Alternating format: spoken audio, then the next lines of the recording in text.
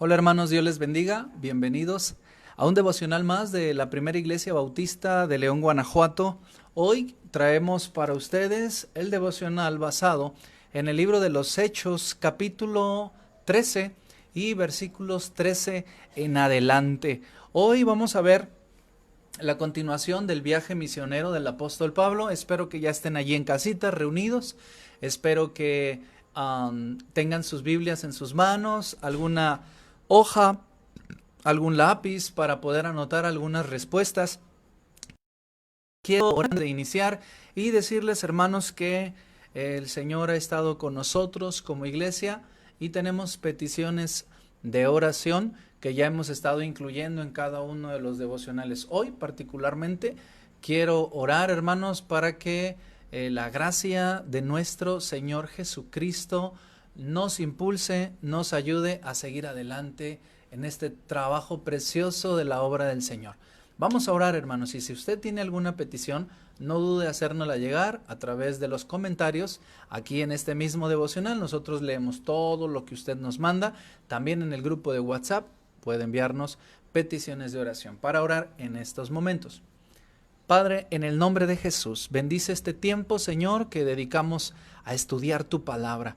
Bendícenos y háblanos, Dios, en el nombre poderoso de nuestro Señor Jesucristo. Amén. Pues aquí está en las pantallas, hermanos. Quiero ir leyendo con ustedes el pasaje. Dice la palabra del Señor así: habiendo zarpado de Pafos, Pablo y sus compañeros arribaron a Perge de Panfilia, pero Juan, apartándose de ellos, volvió a Jerusalén. Ellos, pasando de Perge, llegaron a Antioquía de Pisidia, y entraron en la sinagoga un día de reposo, y se sentaron. Y después de la lectura de la ley de los profetas, los principales de la sinagoga mandaron a decirles: varones hermanos, si tenéis alguna palabra de exhortación para el pueblo, hablad.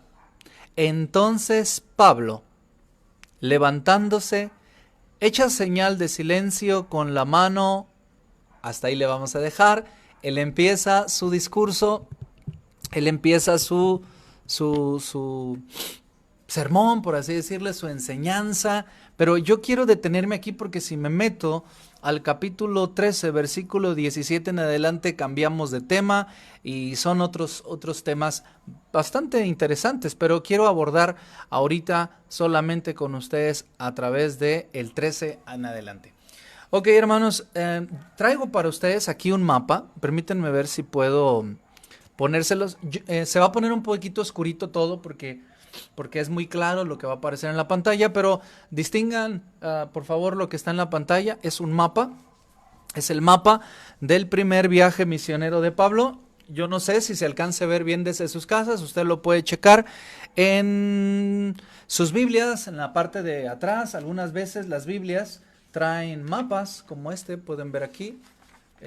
Traen mapas y estos mapas son muy útiles para ubicarse. Pero mire, aquí está Antioquía. Esta Antioquía es la Antioquía de donde salieron, donde los hermanos Níger, etcétera, oraron y de allí salieron el viaje misionero. De allí salieron a Chipre. Chipre es una isla. Llegaron a Salamina, de ahí se trasladaron a Pafos. Pafos es la capital, o era la capital política romana de Chipre.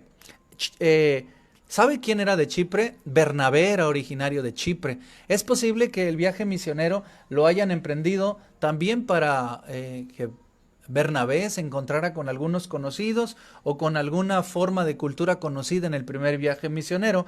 De Pafos zarpan y llegan a Perge. Aquí está Perge. Perge es un puerto y de allí van a Listra. Y si usted puede ver aquí hay una Antioquía que es diferente que la Antioquía que estaba acá. A veces leemos la Biblia y dices, bueno, fueron de Antioquía y llegaron a Antioquía, ¿cómo está eso? Bueno, aquí es una Antioquía de Pisidia. Esto es Asia Menor.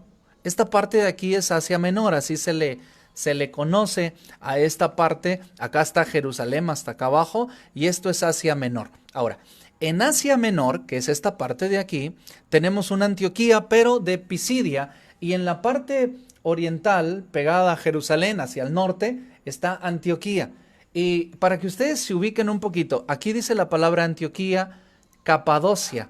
Esta parte de aquí era una región históricamente conocida por aquel hombre que ya les comenté en alguna ocasión, Antíoco. Muchas ciudades fueron nombradas con el apelativo de este hombre, y entonces sí había que distinguirlas entre Antioquía y Antioquía de Pisidia. En Antioquía de Pisidia es un lugar bastante importante porque posteriormente a esta parte de aquí sucede algo muy interesante que el apóstol Pablo va a mencionar allá en la carta de Gálatas. Usted dirá, bueno, pastor, ¿no está en Hechos? ¿Por qué ahora me remite a Gálatas?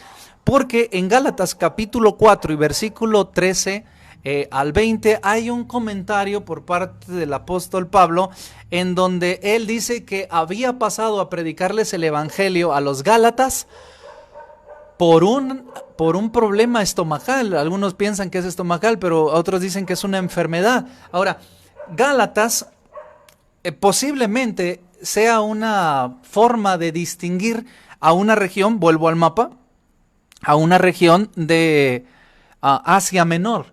Ahora, hay una explicación aquí un poquito intrincada que no sé si usted pues quiere escucharla, pero es parte del conocimiento bíblico, es parte de entender las cosas. Parece que la carta a Gálatas es a Galacia, y Galacia puede ser una de dos, a Asia Menor del Norte o Asia Menor del Sur, porque ambos partes se les llamó Galacia en su momento.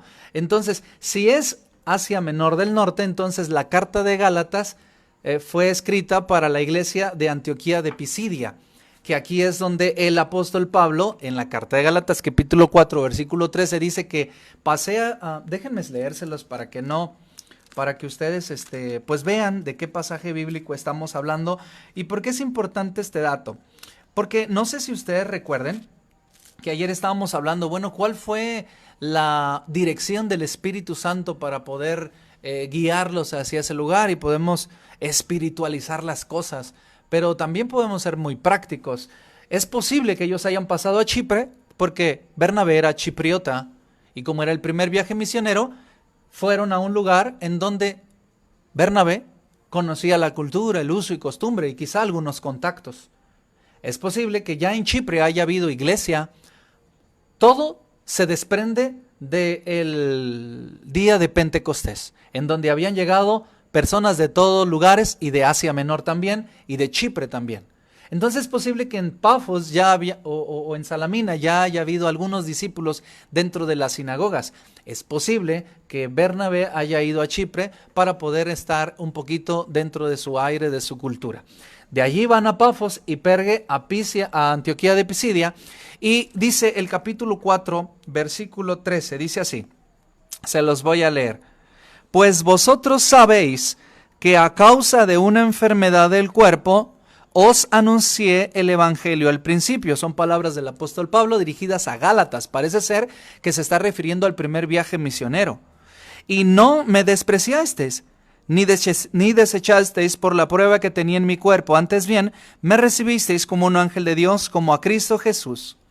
Este comentario del apóstol Pablo en Gálatas parece que está relacionado con el primer viaje misionero, específicamente a la región de Galacia. Ahora, ¿por qué Galacia? Bueno, Galacia es un lugar que podría recibir su nombre de los galos. Los romanos le pusieron Galacia por los galos, que eran originarios de aquella región. Era Galacia del Norte, que estamos hablando de Listra para arriba. Es por eso que muchos pensadores bíblicos, biblistas, teólogos, ubican la carta de Gálatas en el primer viaje misionero, en la visita a Antioquía de Pisidia. Ahora, pastor, ¿pero por qué me platicó todo esto?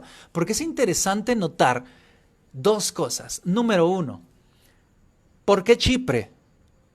Porque el Espíritu Santo de Dios guió a los misioneros hacia Chipre, pero también porque los misioneros tenían un vínculo ya en Chipre. Bernabé era chipriota. 2. ¿Por qué Antioquía de Pisidia? Posiblemente ellos se querían dirigir hacia otra parte, pero por una enfermedad del apóstol Pablo tuvieron que llegar a Antioquía de Pisidia y allí comenzaron la obra misionera. El Espíritu Santo de Dios utiliza toda circunstancia y toda situación para la gloria de Dios. Por aquí, él era oriundo de Chipre y por aquí, una enfermedad del apóstol Pablo los hizo quedarse en Antioquía de Pisidia. Es interesante entonces notar que el apóstol Pablo se deja guiar por el Espíritu Santo, pero también él es muy práctico en sus decisiones. Ahora dice la palabra de Dios, aquí en el versículo 13 dice, zarpando de Pafos, ya los mostré en el mapa, Pablo y sus compañeros. ¿Cómo empezó el viaje misionero?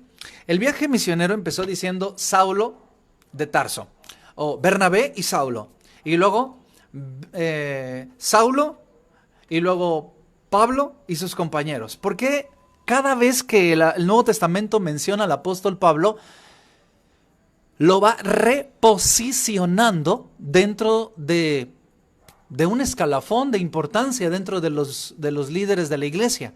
Porque parece que Pablo está adquiriendo prestigio, está adquiriendo ministerio, está adquiriendo más y más responsabilidades. Dice Pablo y sus compañeros arribaron a Perge de Panfilia, pero Juan, apartándose de ellos, volvió a Jerusalén. Y aquí se abre todo un tema. Juan, ya les dije, es Juan Marcos, y aquí en este pasaje dice que volvió a Jerusalén. No sabemos por qué volvió, no sabemos si se enemistó con Pablo, no sabemos si tenía una novia en Jerusalén, no sabemos si ya él quería regresar por situaciones económicas, sociales, financieras. No sabemos por qué Juan Marcos se separa de ellos, pero va a ser un episodio bastante interesante, porque en el segundo viaje misionero, cuando Bernabé le dice a Pablo, llevemos a Juan Marcos, Pablo le dice, no, porque en el primer viaje nos dejó. Y luego ya en Colosenses, al final casi del ministerio del apóstol Pablo, y también en segunda de Timoteo dice, se expresa de Juan Marcos con una forma muy especial y que de reconciliación. Es interesante que este pasaje no lo debemos perder de vista porque nos habla de que muchos fallan en el ministerio. Juan Marcos falla en el ministerio, se regresa a Jerusalén, pero tienen una nueva oportunidad. Tan es así que yo no sé si usted sepa, y en algún momento lo vamos a abordar, que Pablo y Bernabé se pelean, se discuten entre ellos, porque Bernabé, que es primo de Juan Marcos, quiere llevarlo al segundo viaje misionero y Pablo le dice que no lo llevará porque, pues literal, se echó para atrás en el primer viaje misionero y los abandonó. Nótese que acaban de llegar de Perge a Panfilia, pero Juan, apartándose de ellos, volvió a Jerusalén. Hizo el viaje, eso está bien interesante. Voy a volver al mapa un momentito para que ustedes se ubiquen. O sea que hace el viaje desde Antioquía a Salamina, de ahí a Pafos, hace el trayecto en mar hasta Perge, pero de allí él se regresa a Jerusalén. Mire cuánta distancia hay desde Perge hasta Jerusalén, ya sea por tierra, pasando por Tarso o por mar. Pero él se regresó en lugar de ir a la misión. Insisto, no sabemos cuáles fueron las situaciones de regresar. El apóstol Pablo lo toma muy en serio y en el segundo viaje parece que no lo quiere llevar. Dice el versículo 14, ellos pasando de Perge llegaron a Antioquía de Pisidia, entraron en la sinagoga un día de reposo, se sentaron a la lectura de la ley de los profetas, y los principales de la sinagoga mandaron a decirles, varones hermanos, si tienen alguna palabra de exhortación para el pueblo, hablen. Aquí quiero detenerme un momentito y quiero decirles una cosa. Era muy común en la época que cuando un forastero llegaba, se le daba la palabra. Ya había ocurrido, no sé si ustedes se recuerdan, con Jesús. Después de la lectura, le dan el libro de la ley y él lo empieza a leer y lee aquel célebre pasaje de escenificándose a él, dando libertad a los cautivos, dando vista a los ciegos.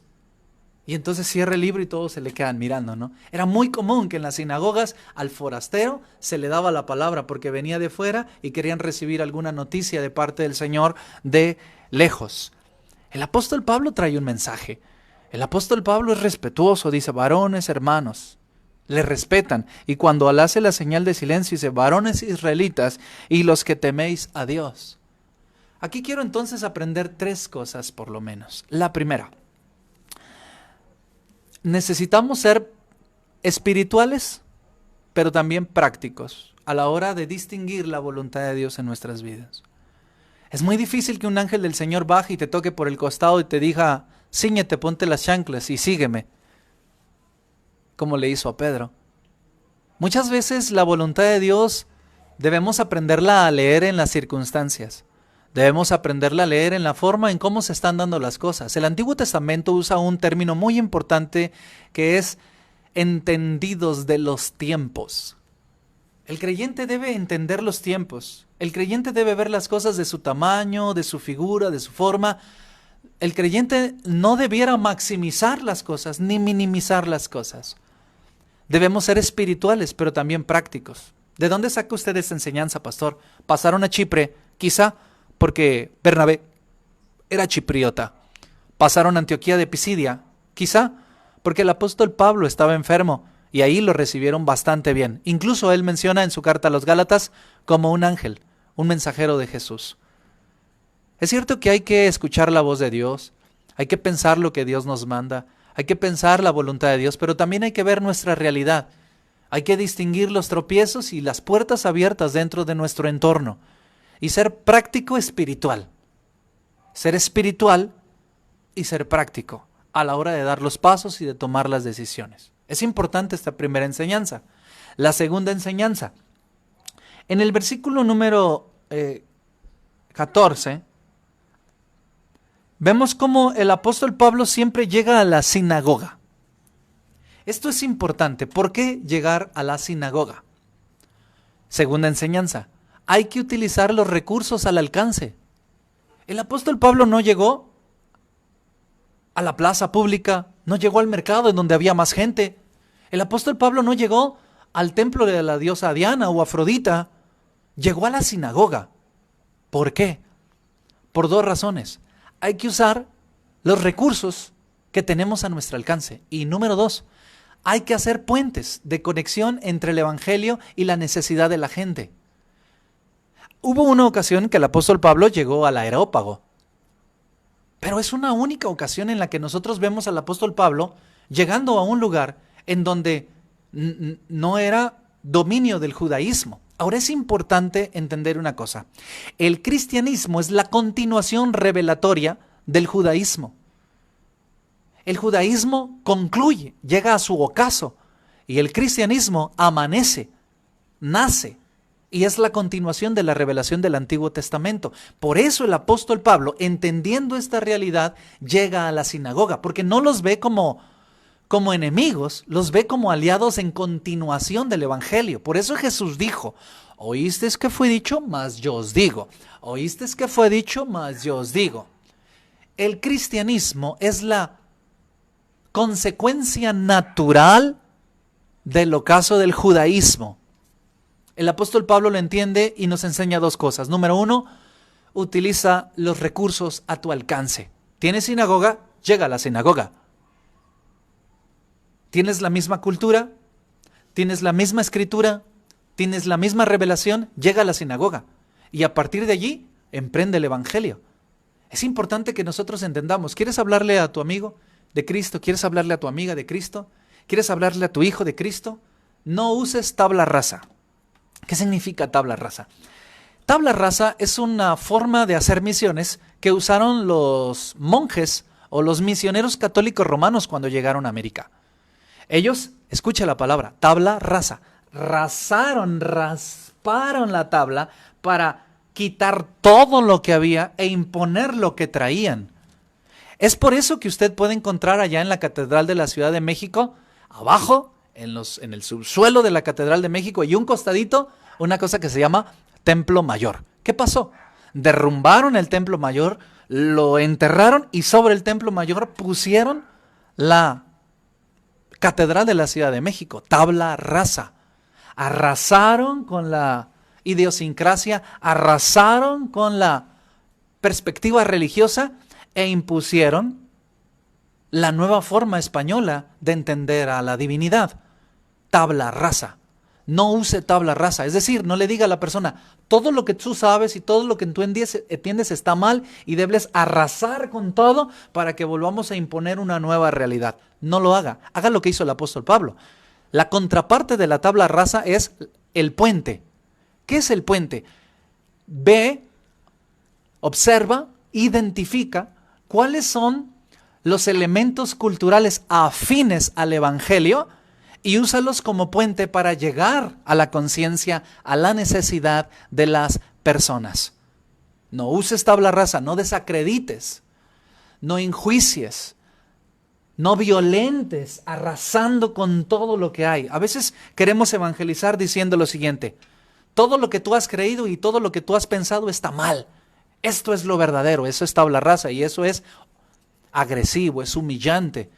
Eso pone en defensa a las personas. El apóstol Pablo lo que está haciendo es, varones hermanos, hoy, mírenlo, solamente, no voy a entrar en el discurso de mañana, pero dice, varones hermanos, si tenéis alguna palabra de exhortación para el pueblo, habrá. Entonces Pablo, levantándose, haciendo señal de silencio, dijo, escuche, varones israelitas, con respeto, y los que teméis a Dios, con respeto, oíd, el Dios de este pueblo Israel escogió a nuestros padres. ¿Qué está haciendo? Está usando puentes. Identifica las características de la persona a quien tú quieres llevarle el evangelio y utiliza los puentes que esa persona tiene para poder llegar. En este caso, la cultura, el idioma, la sinagoga. Tercera enseñanza. Mire, aquí en el versículo número 15. Y después de la lectura de la ley de los profetas, los principales de la sinagoga mandaron a decirles, varones hermanos, si tienen alguna palabra de exhortación, hablen.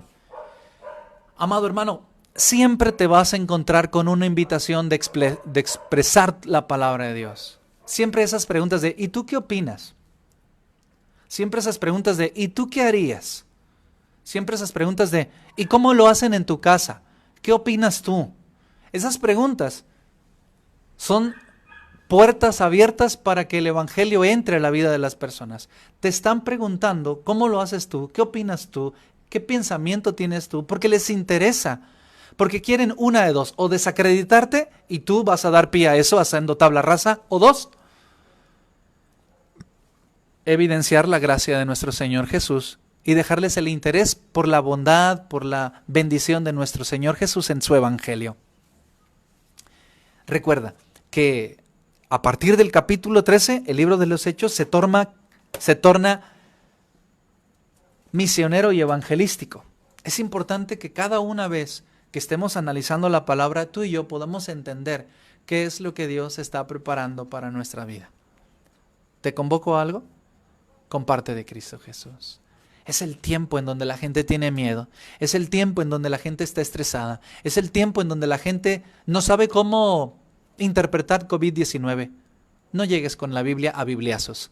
No llegues con un mensaje místico, mágico, apocalíptico, como dicen allá en mi pueblo, espantando con el petate del muerto. No hagas eso. Da esperanza. Usa los puentes. Sé respetuoso. Ellos lo necesitan. Y tú tienes el mensaje poderoso del evangelio. Así que, mis amados hermanos, sé muy práctico a la hora de interpretar la palabra de Dios, pero sé espiritual a la hora de interpretar la voluntad de Dios. Amén. Vamos a orar, hermanos, y les suplico en el nombre de Cristo Jesús que el día de mañana se conecten a las 12 del mediodía, porque vamos a tener el culto. Vamos a tener cena del Señor, así que les ruego que se preparen con jugo de uva y pan sin levadura en su casa, porque yo haré y diré las instrucciones de la cena del Señor allá en la PIB, pero usted puede estar compartiendo con su familia en su casa. ¿Quién lo debe hacer? La persona de autoridad, la persona de respeto, la persona a quien se le otorga esa gracia de poder dirigir a las demás personas de su familia en la cena del Señor, y seguirá mis instrucciones. Alabará al Señor con nosotros. Mañana tendremos un sermón de la palabra del Señor y podremos todos juntos exaltar el nombre de Cristo en el memorial de la cena del Señor. Oremos, hermanos. Padre, en el nombre de Cristo Jesús, gracias, Dios, porque tú nos permites ser espirituales, pero también ser prácticos y ser espirituales. Gracias Dios, porque no debemos ir a tabla rasa, sino más bien usar los puentes. Gracias Dios, porque la gente siempre tiene una necesidad y ese es el más grande puente de tu amor hacia la necesidad. Ayúdanos a ser misioneros y evangelistas en un mundo oscuro y confuso. En el nombre de Cristo Jesús. Amén. Que el Señor les bendiga, hermanos. Adiós.